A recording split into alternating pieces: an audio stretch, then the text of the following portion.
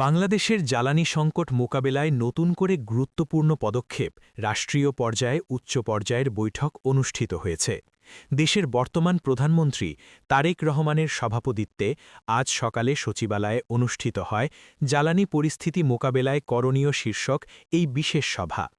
বুধবার সকাল ৯টা ২ মিনিটে সচিবালয়ে পৌঁছে প্রধানমন্ত্রী প্রথমে দাপ্তরিক কাজ সম্পন্ন করেন।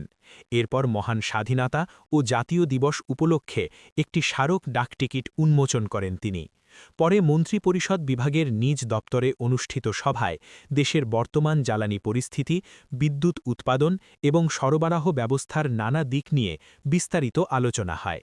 সভায় বিশেষজ্ঞরা জ্বালানি সংকটের পেছনে বৈশ্বিক বাজারের অস্থিরতা, আমদানি নির্ভরতা এবং গ্যাস সরবরাহের সীমাবদ্ধতাকে প্রধান কারণ হিসেবে তুলে ধরেন। এ সময় সংকট মোকাবেলায় স্বল্প ও দীর্ঘমেয়াদী পরিকল্পনা গ্রহণের ওপর গুরুত্বারোপ করা হয়।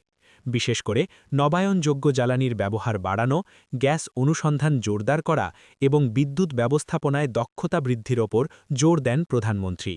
সব মিলিয়ে দেশের জ্বালানি খাতকে স্থিতিশীল রাখতে সরকারের এই উদ্যোগকে গুরুত্বপূর্ণ পদক্ষেপ হিসেবে দেখছেন বিশ্লেষকরা।